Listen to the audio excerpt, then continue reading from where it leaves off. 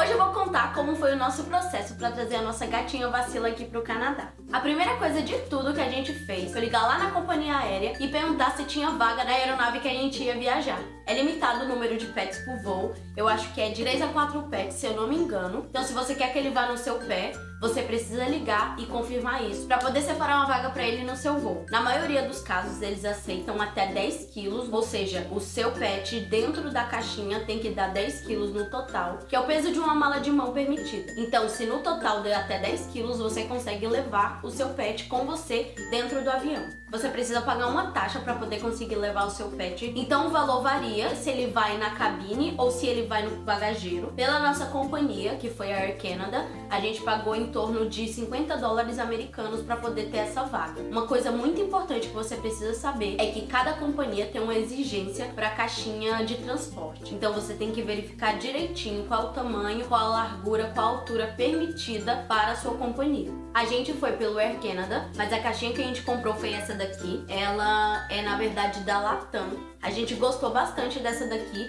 porque ela é mais durinha, eu gostei do formato. Ela é larguinha, mas ela não passava das exigências e eu senti que ela é mais segura. Ela tem essa redinha aqui em cima, que aí também não deixa tão abafado dentro da caixinha. Hoje aqui em casa a Vacila usa essa caixinha como caminha, o que é muito bom, mas demorou bastante pra ela querer entrar aqui de novo depois dessa viagem. A gente recomenda bastante essa caixinha e a gente pagou em torno de 160 reais pelo Mercado Livre. Tá, depois que a gente conseguiu resolver tudo isso, comprou a caixinha do tamanho permitido, separou a vaga pra ela dentro do avião, pagou tudo direitinho, a gente começou a correr atrás da documentação. O que o bichinho precisa pra poder sair do país é o CZI, que é o Certificado Zoossanitário Internacional. Ele é emitido pelo Ministério da Agricultura. E como eu morava em São Paulo, eu consegui tirar no Aeroporto Internacional de Guarulhos. O que eu fiz? Eu liguei lá e falei pra eles, olha, eu vou viajar no dia 5 de dezembro. Quando que eu posso marcar o CZI pra minha gatinha? E eles marcaram pra 29 de novembro. Por quê? Pra todas essas documentações tem prazo. O CZI, se eu não me engano, ele tem um prazo de 10 dias. Então você tem que tirar o CZI no máximo 10 dias antes da sua viagem. Pra você poder tirar o CZI, você tem que tirar o atestado médico, que você tira com o seu veterinário mesmo. E ele tem um prazo de 3 dias. Você tem que tirar 3 dias antes de tirar o CZI. Então você tem que estar sempre atento a todos esses prazos.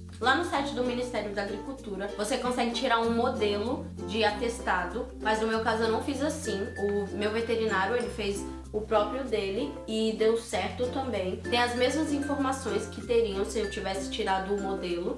Então eles aceitaram sem problema nenhum. E eu tirei o atestado da Vacila 2 dias antes do CZI. Para você conseguir tirar o atestado direitinho, você tem que estar com a carteira de vacinação em dia. A vacina exigida pelo Canadá é a vacina da raiva. Para não gerar dúvidas, no momento em que for tirar o CZI, é importante que esteja tudo em dia. Mas a principal vacina é a da raiva. A vacina de raiva da Vacila, ela estava em dia, só que como ela ia vencer em fevereiro, eu optei por dar a vacina antes de viajar. Porque quando eu chegasse era uma preocupação a menos que eu ia ter, eu também não ia ter que ficar correndo atrás de veterinário e também não é barato ficar pagando isso, então eu preferi pagar antes. Eu perguntei pro veterinário se não teria problemas e ele falou que não teria, então eu optei por fazer dessa maneira. Não é necessário, mas eu achei que assim fosse ficar mais tranquilo pra mim. Muita gente fala que a carteirinha de vacina tem que estar em inglês ou em francês. Eu não fiz isso, eu não traduzi a minha, eu usei a minha em português mesmo, trouxe ela em português também, não tive nenhum problema no momento de tirar o CZI. Acredito que eles falam isso porque quando a gente for no veterinário a gente vai ter que mostrar essa carteirinha e no caso ela tá toda em português. Mas se você souber como se comunicar, acho que não vai ter problema nenhum. Mas acredito que seja por isso, porque pro CZI eu não tive problemas. Alguns países exigem quarentena do animal, mas aqui no Canadá eles não pedem isso. Na verdade é bem tranquilo você trazer o seu animal pra cá. Não tem tanta burocracia pra você trazer o seu bichinho, não. Enfim, depois que a gente conseguiu toda a documentação, que a gente preparou tudo direitinho, já tava com tudo comprado, que a caixinha chegou pra gente, chegou o dia da viagem. A gente entregou o nosso apartamento no mesmo dia em que a gente viajou. Então imagina, os nossos últimos dias foram terríveis. A gente não tinha nada no nosso apartamento além das nossas malas. Então não tinha fogão, não tinha geladeira, não tinha cama. A gente foi pra um hotel nos 2 últimos dias. E como a Vacila não podia ir com a gente pro hotel, então ela ficou na casa, que aí ela podia ficar mais tranquila também. Era o lugarzinho que ela já conhece, né? A gente optou por fazer dessa maneira. Pra viajar, a gente não tinha carro. Os pais do Tali estavam com a gente pra ajudar, então a gente teve teve que alugar o furgão pra poder levar todas as malas. Eram 3 pessoas e mais a gatinha. Então no furgão foram o Thales, a Vacila,